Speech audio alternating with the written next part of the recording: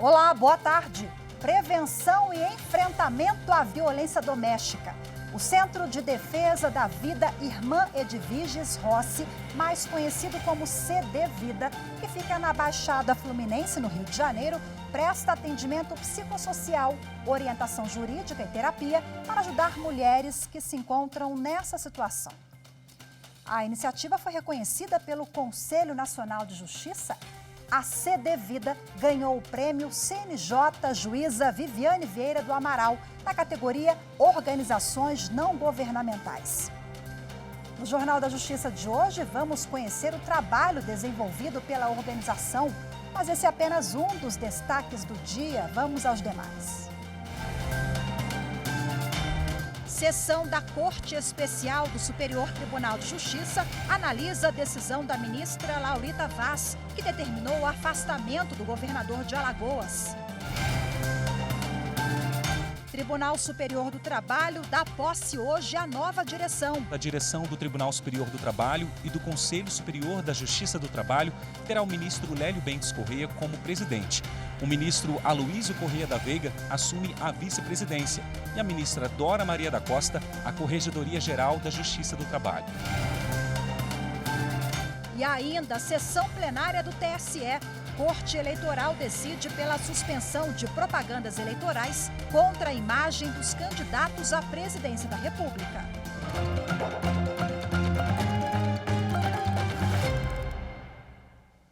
O Superior Tribunal de Justiça decide hoje se mantém o afastamento do governador de Alagoas. A sessão, que começa às 14h, será transmitida ao vivo pelo canal do STJ no YouTube. Hoje, a Corte Especial do Superior Tribunal de Justiça, em sessão extraordinária, deve decidir se referenda ou não o afastamento do governador de Alagoas. A ministra Laurita Vaz, em decisão individual, determinou que o político seja afastado por 180 dias e o bloqueio de bens, que chegam a 54 milhões de reais.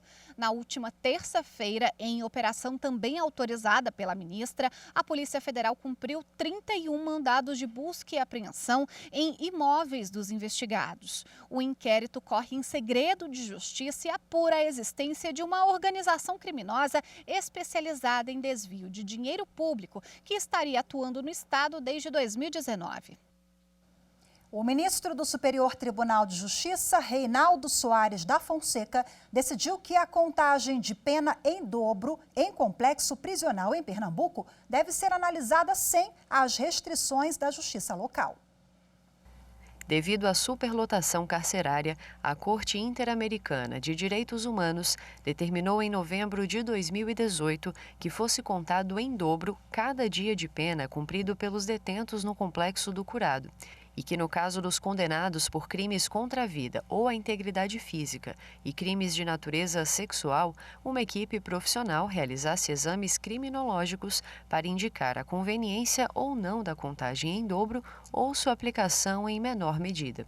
Com base nesta determinação, o ministro Reinaldo Soares da Fonseca concedeu liminar em habeas corpus para determinar que a primeira Vara Regional de Execução Penal de Recife desconsidere a restrição imposta pelo Tribunal de Justiça de Pernambuco e promova o exame do pedido de contagem de pena em dobro feito por um homem que esteve preso no complexo prisional do Curado. O habeas corpus questionou o acórdão do Tribunal Pernambucano, que entendeu não se aplicar a remissão de pena por superlotação carcerária aos condenados por crimes contra a vida, a integridade física ou a dignidade sexual, assim como por crimes hediondos ou equiparados.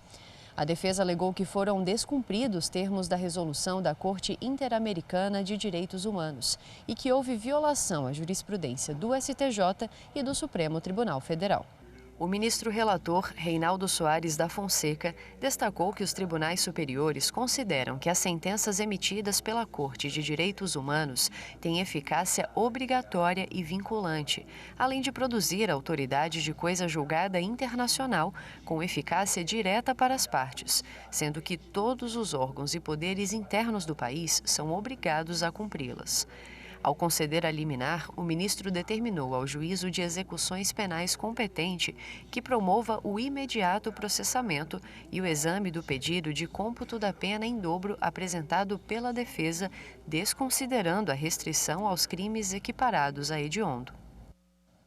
A Justiça Gaúcha criou uma central reguladora de vagas para evitar a superlotação e aperfeiçoar a entrada de adolescentes que cumprem medidas socioeducativas.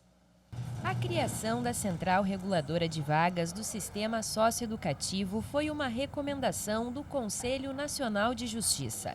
O trabalho é realizado em conjunto com diferentes instituições, buscando garantir os direitos das crianças e adolescentes. Essa central de vagas, ela foi criada este ano pelo Poder Executivo, ela tem a fiscalização e a cooperação do Poder Judiciário, do Ministério Público, da Defensoria Pública e da OAB, mas a fiscalização especialmente pelos juízes que jurisdicionam comarcas que tenham unidades de internação, os nossos juízes dos juizados regionais, que além de todos os juízes decretarem a medida socioeducativa de internação, eles também têm a obrigação de fiscalizar.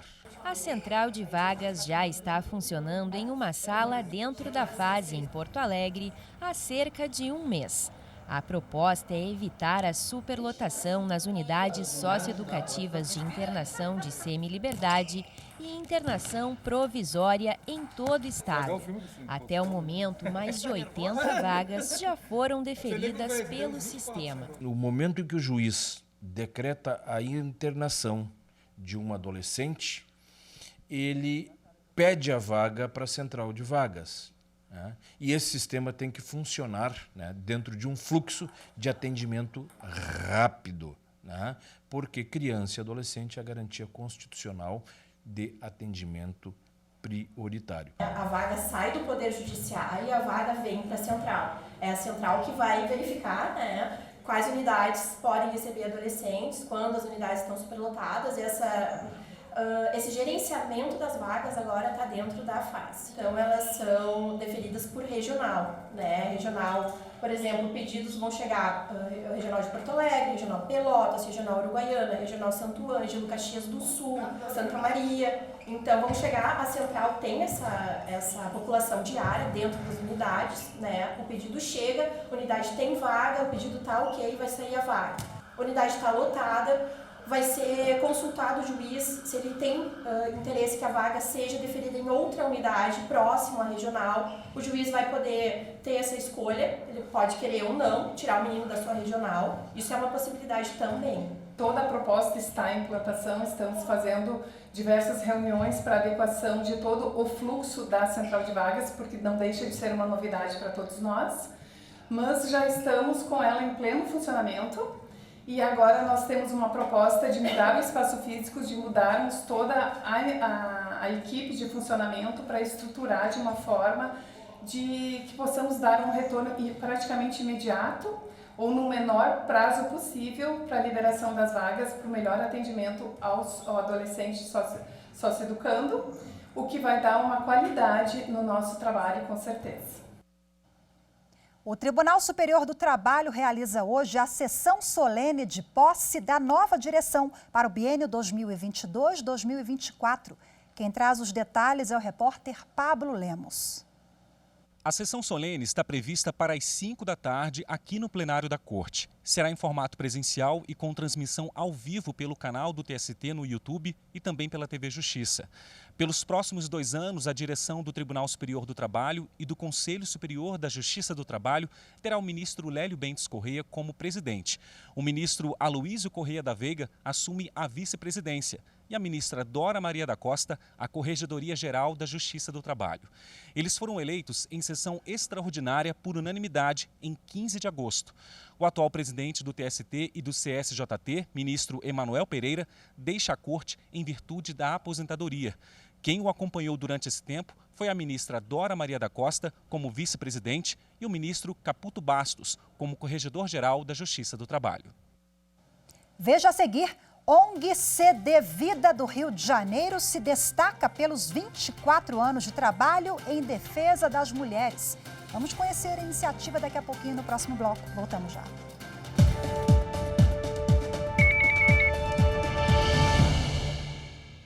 A urna eletrônica, uma vez ligada na tomada, funciona de forma isolada, ou seja, não há conexão com a internet, não há conexão com nenhuma outra rede que possibilite o acesso remoto aos seus dados. Nela, há 30 camadas de segurança, fora as diversas etapas de auditoria. O sistema eleitoral brasileiro ele é confiável, não só pela constatação técnica inerente a ele, mas também pelo nosso histórico de eleição.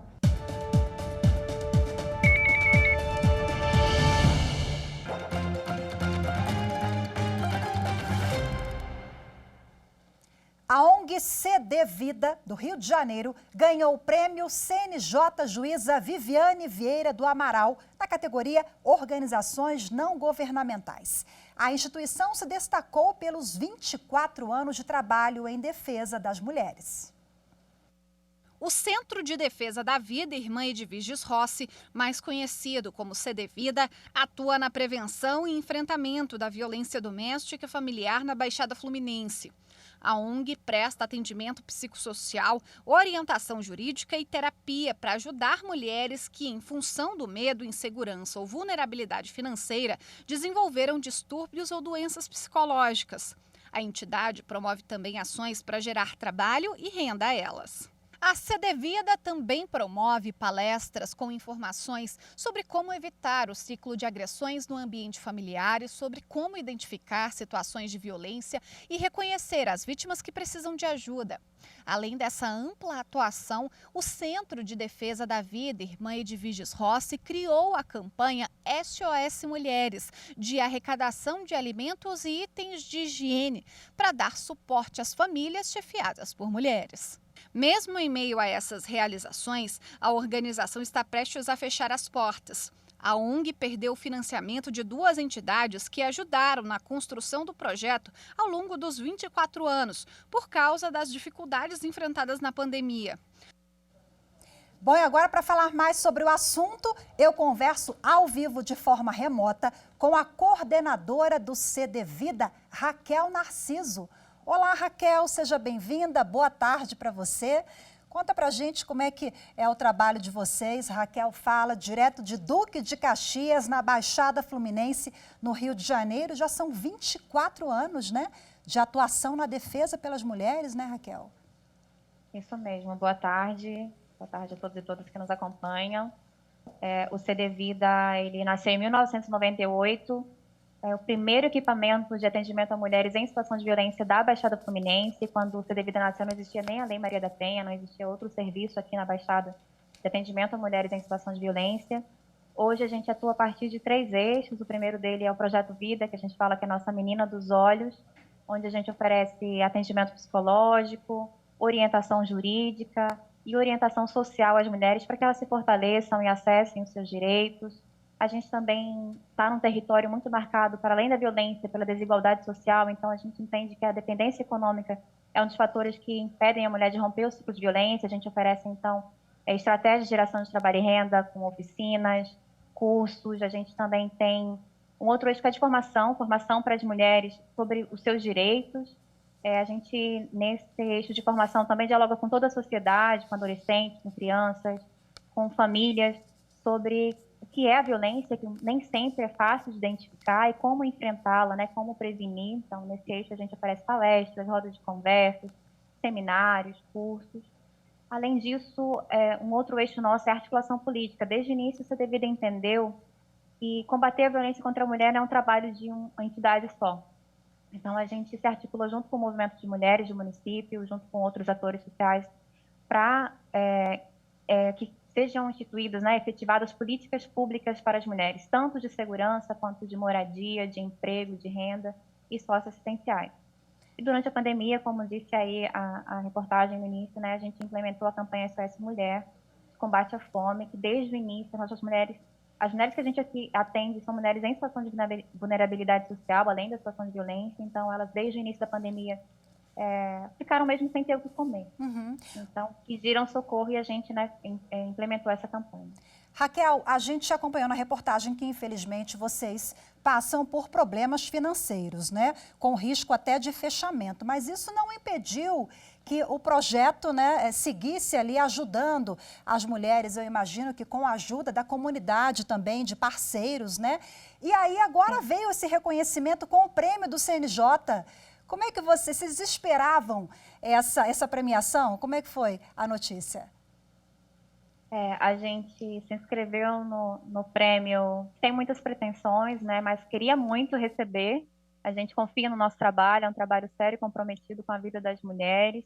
É um trabalho que vê a mulher de forma integral. Então, a gente não faz só uma ação, a gente faz diversas ações para que ela tenha acesso aos seus direitos, para que ela se fortaleça. Então, a gente estava confiante de que poderia, sim, ser premiado, né? E o prêmio veio, assim, trazer muita esperança de que a gente... esperança e força de que a gente deve continuar, porque o nosso trabalho tem relevância, sim, a gente não pode parar. E até de dar visibilidade para o trabalho de vocês, né?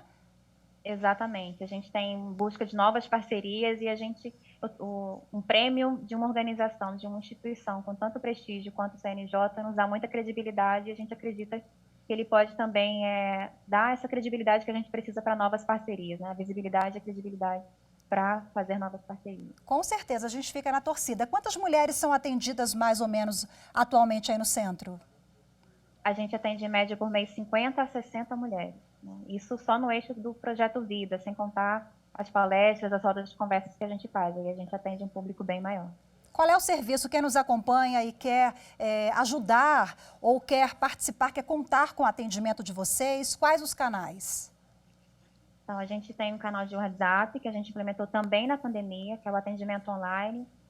Esse atendimento online é o plantão CD Vida, é o 969372152. Esse é o telefone de atendimento, que qualquer mulher pode fazer contato conosco. A gente funciona de segunda a sexta, de 9 às 17 horas, em Duque de Caxias. Mas a gente, nessa pandemia, também orientou mulheres de outras cidades e até de outros estados. Então, podem, sim, fazer contato conosco. A gente vai orientar e buscar o serviço mais próximo dela, se não for aqui no município. Vamos só repetir rapidinho, porque você falou depressa. Vamos repetir, sim. Então, o DDD é 21. Qual é o telefone celular? 96937-2152. E as pessoas podem também acessar as nossas redes sociais. A gente tem um site, que é o cdvida.org.br. Tem um Instagram, que é o @cdvida_defesa da vida. E tem um Facebook também, que é o cdvida_defesa da vida. E vocês podem nos contactar também pelo direct. Devida, né? Maravilha, Raquel, Narciso, parabéns para vocês, viu? A toda a equipe aí, responsável pela instituição, sucesso. Muito obrigada pela entrevista, viu? Nós que agradecemos a oportunidade, né, de mostrar um pouquinho do nosso trabalho. Feliz obrigada. Por receber isso. Parabéns, tchau, tchau, obrigada. Veja a seguir no próximo bloco, o Superior Tribunal de Justiça decide pela suspensão de propagandas eleitorais contra a imagem dos candidatos à presidência da República. Notícia do TSE, Tribunal Superior Eleitoral. Em instantes, voltamos já.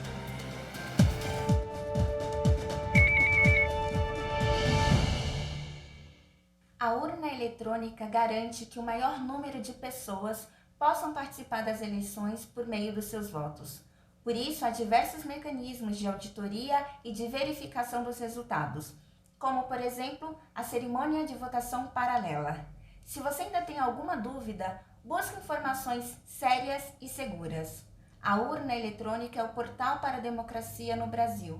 Defendê-la é garantir eleições limpas, transparentes e seguras.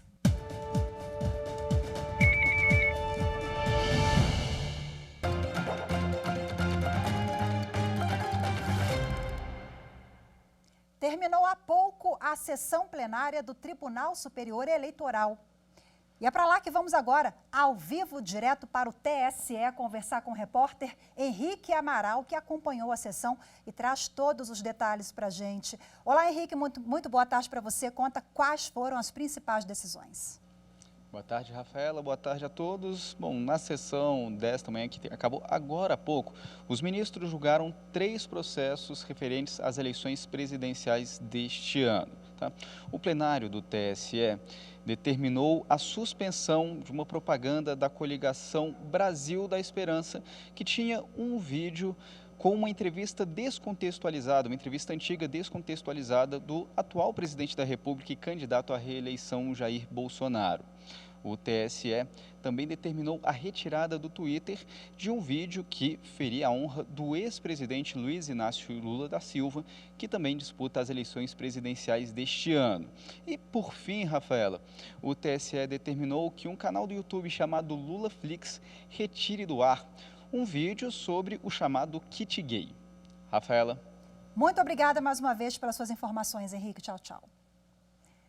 E nesta quinta-feira está na pauta do plenário do Supremo Tribunal Federal a análise de pedido de esclarecimento do julgamento que declarou inconstitucional uma lei do Rio de Janeiro que altera critérios para pedir gratuidade na Justiça Estadual e também penaliza a litigância julgada de má-fé.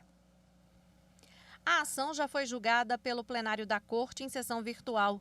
Por unanimidade, o colegiado do STF seguiu o voto do relator, ministro Edson Fachin. Ele explicou que o Código de Processo Civil e a Constituição regulamentam as custas judiciais e a gratuidade de justiça. Fachin ressaltou ainda que o Estado do Rio de Janeiro não pode mudar os critérios que são de competência exclusiva da União. Foi o partido Podemos que entrou com a ação contra a lei do Rio de Janeiro no Supremo. A regra fluminense previa a cobrança de multa de até 10 vezes o valor das custas processuais para a parte responsável por paralisação, abandono ou interposição de recursos em processos com o objetivo apenas de protelar o julgamento do caso. A lei local estabelecia ainda exigências mais restritivas para a concessão de gratuidade de justiça em comparação com a lei federal. O Estado do Rio de Janeiro alega que há contradição na decisão do STF, que reconheceu o excesso de judicialização como principal problema na gestão do Poder Judiciário. Em julgamento virtual, o Supremo Tribunal Federal formou maioria para reafirmar a aplicação de juros compensatórios de 6% nas desapropriações. Quem tem os detalhes do julgamento é a nossa consultora jurídica da TV Justiça, Gisele Reis. O plenário virtual analisou pedidos apresentados pelo Conselho Federal da Ordem dos Advogados do Brasil e pela Advocacia Geral da União, requerendo esclarecimentos da decisão do STF no julgamento da ação em que foram discutidas questões sobre juros compensatórios e honorários advocatícios nas desapropriações. Entre os pontos analisados no julgamento da ADI, o STF, por maioria, declarou a inconstitucionalidade do dispositivo que vedava a incidência de juros compensatórios relativos ao período anterior à aquisição da propriedade.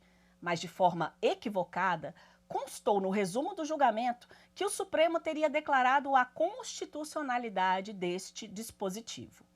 Esse erro foi corrigido pelo plenário virtual para deixar claro que são devidos juros compensatórios sobre o período anterior à aquisição da propriedade ou posse titulada pelo autor da ação.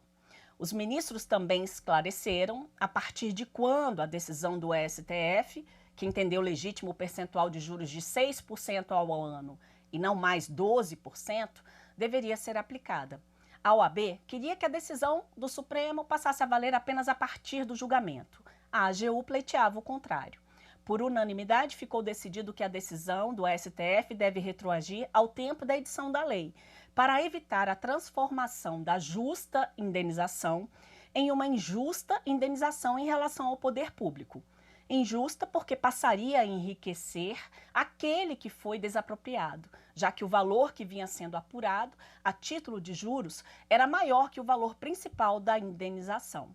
Para o STF, esse cenário inviabiliza políticas públicas de desapropriação e onera de forma excessiva a coletividade. Os outros pontos apresentados pela OAB foram rejeitados por não terem vícios de omissão, obscuridade ou contradição que ensejasse qualquer outro esclarecimento do STF. O Jornal da Justiça de hoje fica por aqui. Muito obrigada pela sua companhia, uma ótima tarde e até amanhã. Tchau, tchau.